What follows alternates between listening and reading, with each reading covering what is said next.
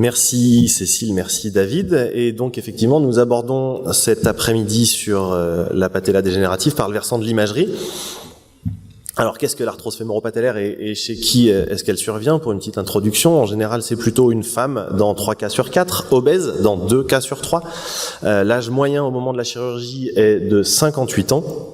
Le genou contralatéral est symptomatique dans un cas sur 2 et le retentissement fonctionnel est sensiblement analogue à celui qu'on peut retrouver dans une arthrose fémoro-tibiale.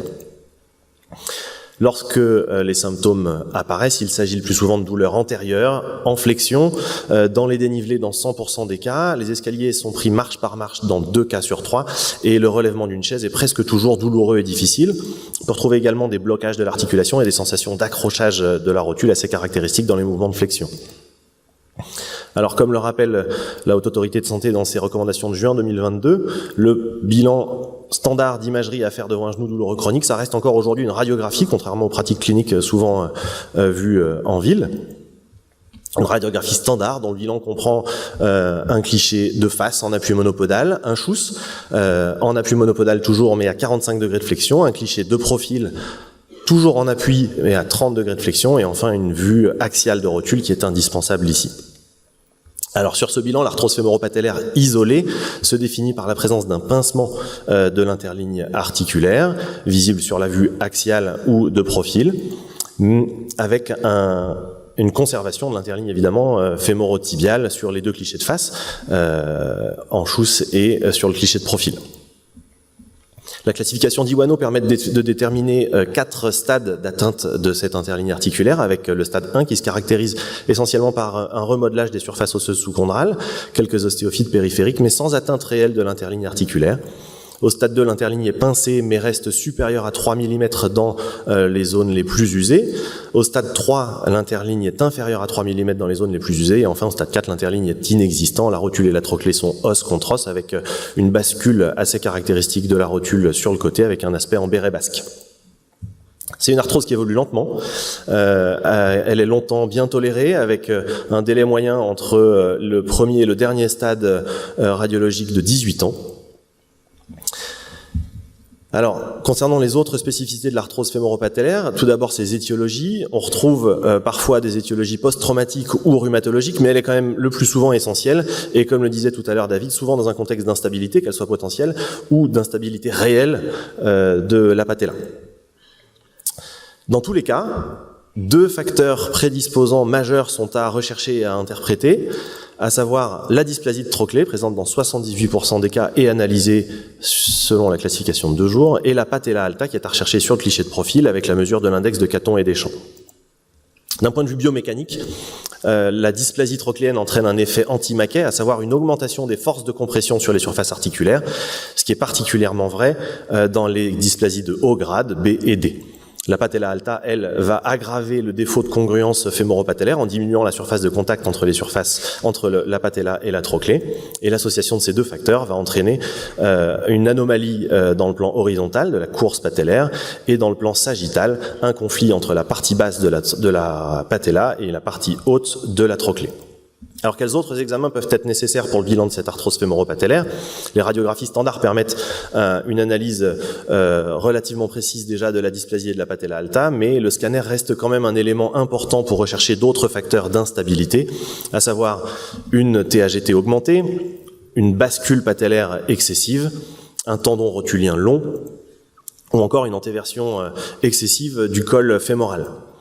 L'IRM permet également de mesurer la bascule patellaire et la TAGT. Attention à la valeur seuil en IRM de la TAGT qui est de 13 mm contre 20 mm au scanner.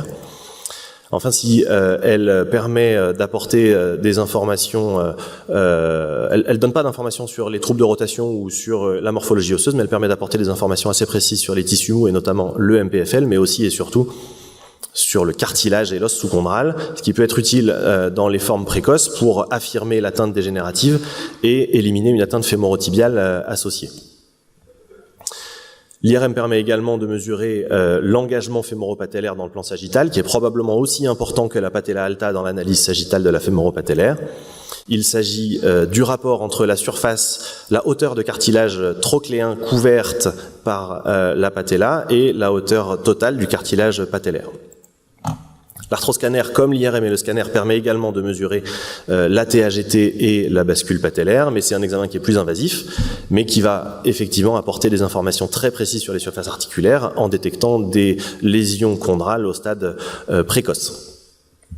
L'International Cartilage Repair Society a décrit 4 stades d'atteinte de ces lésions du cartilage. Au stade 1, il s'agit principalement d'une anomalie de signal du cartilage, mais sans atteinte de la surface articulaire. Au stade 2, les lésions atteignent la surface articulaire mais restent superficielles, de moins de 50% de la profondeur de l'épaisseur totale du cartilage. Au stade 3, les lésions sont profondes, au-delà de 50%, mais respectent l'os sous-chondral. Et enfin, au stade 4, l'os sous-chondral est mis à nu, voire lésé. Pour ce qui est des étiologies un petit peu plus marginales de l'arthrose fémoro-patellaire, le bilan radiographique standard permet le plus souvent d'en faire le bilan. Notamment en cas de chondrocalcinose, on va retrouver toutes les caractéristiques classiques de l'arthrose fémoro-patellaire, auxquelles viennent se rajouter des calcifications du cartilage sur les vues axiales dans les formes précoces. On peut retrouver dans les stades plus avancés une encoche sustrochléenne sur le profil ou encore un interligne très caractéristique en dents de scie et une patella particulièrement fine sur les vues axiales. Enfin, en cas d'antécédent de fracture de rotule, dans les arthroses post-traumatiques, on aura une patella magna caractéristique sur les vues axiales et une patella infera sur le profil et, le cas échéant, un calvicieux articulaire si la réduction n'était pas parfaite. Concernant la patella infera, il est important de ne pas la confondre avec une arthrose fémoro-patellaire. En effet, sur la vue axiale, la superposition de la rotule et de la trochlée viennent mimer un pincement de l'interligne avec une image en coucher de soleil, mais il n'y a pas forcément de pincement articulaire en cas de patella infera et donc pas forcément d'arthrose à proprement parler. En conclusion, si son retentissement fonctionnel diffère assez peu de l'arthrose fémoro-tibiale, l'arthrose fémoro-patellaire présente des caractéristiques spécifiques qui nécessitent un bilan complémentaire particulier. Le bilan radiographique standard permet d'en faire le diagnostic principal et d'en évaluer la gravité. 2 éléments majeurs sont à analyser et interpréter sur ces radiographies, sont la dysplasie de trochlée et la hauteur rotulienne avec la recherche d'une patella alta.